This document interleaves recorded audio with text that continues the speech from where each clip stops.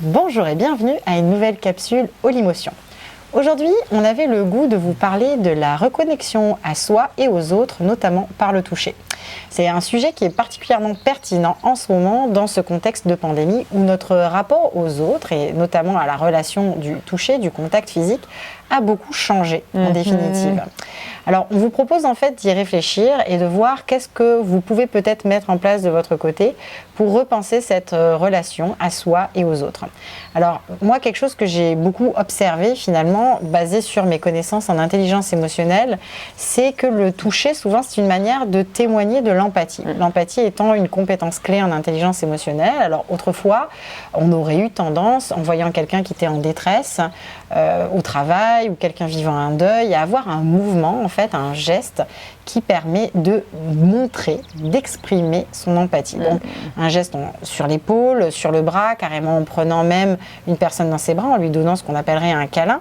Sauf que, avec la distanciation physique, avec les mesures sanitaires, il n'est pas toujours possible de faire ça, notamment dans un environnement de travail, quand on est en télétravail, et on peut se sentir un peu démuni dans les manières que nous avons pour pouvoir montrer notre empathie.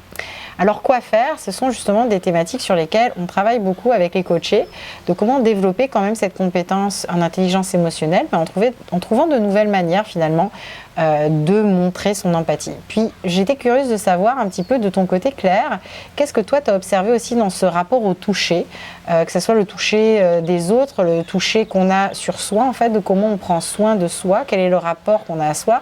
On voit bien comment sont utilisées les mains en ce moment. Là, on les désinfecte, on épure tout finalement, mais qu'est-ce qu'on peut faire d'autre avec nos mains pour se donner peut-être aussi de l'empathie, qui est quand même le premier mouvement avant de pouvoir donner de l'empathie aux autres, c'est vraiment de s'en donner à soi et de pratiquer ce qu'on appelle l'autocompassion. Ouais, ben j'adore, puisqu'effectivement, le toucher, c'est un sens qu'on a tendance à sous-estimer, mais qui pourtant est vraiment primordial, je pense, pour tendre vers son équilibre.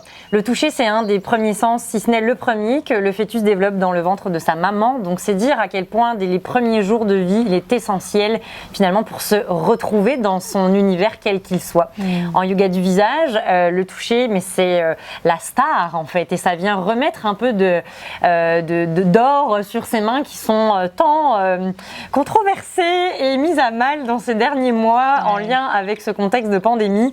Le toucher, c'est vraiment le geste clé pour prendre connaissance de ce qui se passe en nous.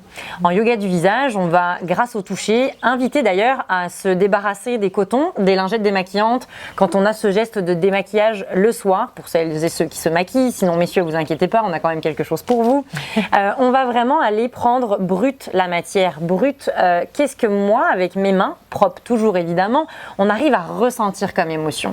Et je vous invite vraiment à réaliser à quel point, quand nos mains dégagent principalement la majorité du temps de la chaleur, mais de poser une main chaude sur un front, sur un cœur qui tape, sur soi-même, c'est tellement salvateur. Et en yoga du visage, on invite vraiment à se reconnecter à ces gestes-là, notamment pour prendre conscience parfois de tensions musculaires sur les 52 muscles principaux du visage sur lesquels on travaille, de prendre conscience d'une peau qui tire, de prendre conscience de tout ce que cela représente qui émane de l'intérieur.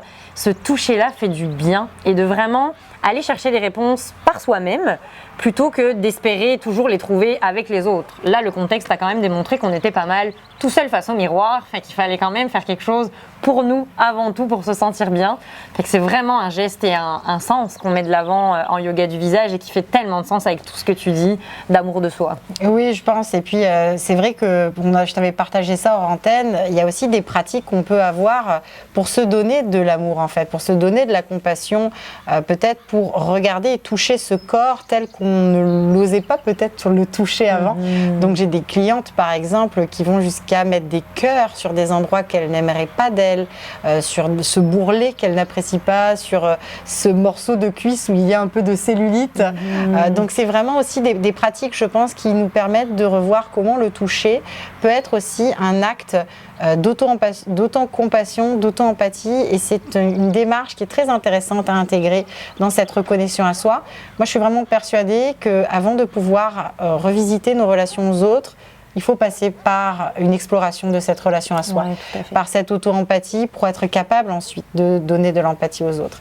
Et bien souvent, cette réflexion-là, elle est occultée quand on pense qu'on n'a pas d'autre moyen de donner de l'empathie que par le toucher Tout à fait. aux autres personnes. Donc, Je pense que quand on prend vraiment le temps de toucher réellement, je ne parle pas de prendre votre cellulaire, là, je parle du vrai sens toucher et d'en ressentir une émotion, je vous mets au défi de penser à quelque chose d'autre. Parce que quand on sert le proche qui nous a manqué sincèrement, quand on prend le temps quelques minutes le soir de prendre conscience de son visage et des tensions qui sont peut-être accumulées, mais c'est un moment de pleine conscience qui est absolument incroyable. Et puis dans tout ça, on vous rassure, ça ne prend pas non plus des heures et des heures entières. On parle juste de quelques petits moments de bienveillance envers soi au courant de la journée. Ça fait beaucoup En fait, ça fait un bel effet sur nous et on se sent bien. absolument, j'espère que ça vous inspirera peut-être mettre en place de nouvelles pratiques. Si vous le faites déjà, on aimerait beaucoup vous entendre sur le sujet et vous lire dans les commentaires sous les capsules.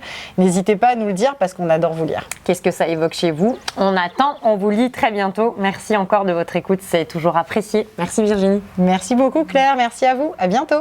Bye bye.